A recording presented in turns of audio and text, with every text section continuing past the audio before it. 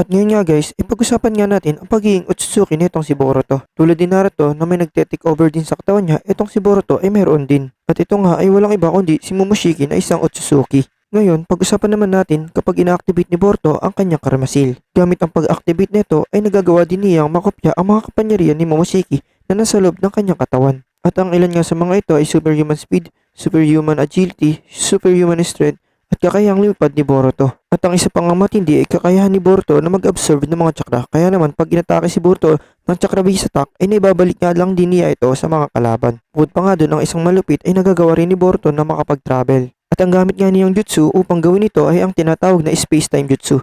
Isang jutsu na normal lamang sa pagiging isang Otsutsuki. Ngunit tulad nga ni Naruto na kapag natitake over nga siya nitong si Momoshiki ay nagagawa din siya nitong kontrolin at nagagawa rin ni Momoshiki ang bagay na ayaw nitong si Boruto. Kaya naman hindi nga ganun kalayo nga ang pagkakalayo nitong si Boruto at Kurama sa pinagdaraanan nila.